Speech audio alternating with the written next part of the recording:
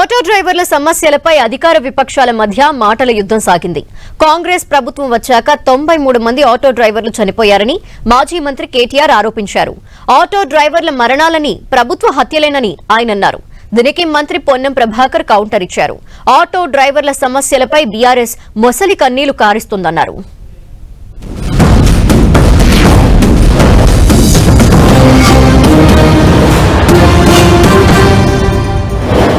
ఇప్పటి వరకు కాంగ్రెస్ ప్రభుత్వం వచ్చిన తర్వాత ఈ సంవత్సర కాలంలో 93 మంది ఆటో డ్రైవర్లు ఆత్మహత్య చేసుకునే దుస్థితిలోకి నెట్టబడ్డారు. ఇంతమంది ఆటో డ్రైవర్లు చనిపోయినారు, ఆత్మహత్య చేసుకునే పరిస్థితి వచ్చింది. ఒక్కొక్క కుటుంబానికి 10 లక్షలు ఇస్తారా, 20 లక్షలు ఇస్తారా? వెంటనే ప్రభుత్వం స్పందించి మేలుకొని ఆ కుటుంబాలను ఆదుకోవాలని చెప్పి మా పార్టీ తరఫున డిమాండ్ చేసినాం. కానీ ఇప్పటి వరకు దున్నపోతు మీద వానబడ్డట్టు కనీస స్పందన కూడా ప్రభుత్వానికి లేదు. అందుకే ఇవాళ ఆటో డ్రైవర్లకు రాష్ట్ర వ్యాప్తంగా ఉండే లక్షలాది మంది ఆటో అన్నలకు, ఆటో తమ్ముళ్లకు, వాళ్ళ కుటుంబాలకు సంఘీభావంగా మా పార్టీ అధ్యక్షులు పెద్దలు కేసీఆర్ గారి ఆదేశం మేరకు మేమందరం కూడా ఇవాళ వాయిదా తీర్మానం ఇవ్వడమే కాకుండా ఆటో డ్రైవర్ల సంక్షేమం విషయంలో, ఆటో డ్రైవర్లకు ఇచ్చిన హామీలు నిలబెట్టుకునే విషయంలో టీఆర్ఎస్ పార్టీ ఆటో కార్మికుల పైన మొసలి కన్నీరు గారుస్తా ఉంది.